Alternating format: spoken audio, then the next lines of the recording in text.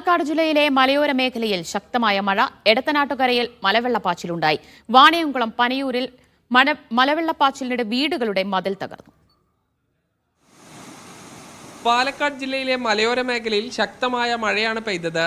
Silent വാലിയിൽ ശക്തമായ മഴ പെയ്തതിനെ തുടർന്ന് പുഴകളും തോടുകളും കരകവിഞ്ഞൊഴുകി. അട്ടപ്പാടി ചുരത്തിലൂടെയും വലിയ രീതിയിൽ വെള്ളമൊഴുകി.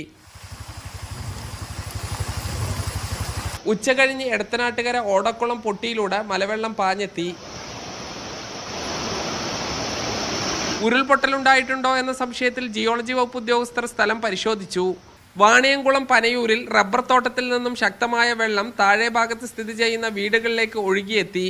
3 വീടുകളുടെ മതിൽ തകർന്നു. പനയൂരിൽ ഉരുൾപൊട്ടലുണ്ടായിട്ടില്ലെന്നും ആശങ്കപ്പെടേണ്ട സാഹചര്യമില്ലെന്നും ഒറ്റപ്പാലം തഹസിൽദാർ അറിയിച്ചു. ശക്തമായ മഴ ഉണ്ടായിരുന്നു രാവിലെ. ആ മഴയുടെ അടിസ്ഥാനത്തിൽ വെള്ളത്തിന്റെ അളവ് കൂടുതലായതുകൊണ്ട് ഗതിമാരി ഒഴുകി. സാധാരണ ഒഴുകുന്ന ചാലിനേക്കാൾ ഗതിമാരി ഒഴുകിയിട്ട് വീടിന്റെ വളപ്പിലൂടെ ഒഴുകിപ്പോയതായിട്ട് കാണുന്നു. ശക്തമായ മഴയിൽ ഷൊർണൂർ ഇറിഗേഷൻ ഓഫീസിലും വെള്ളം കയറി. നെല്ലിയാമ്പതിയിലും ശക്തമായ മഴയാണ് പെയ്തത്. മീഡിയ 1 പാലക്കാട്.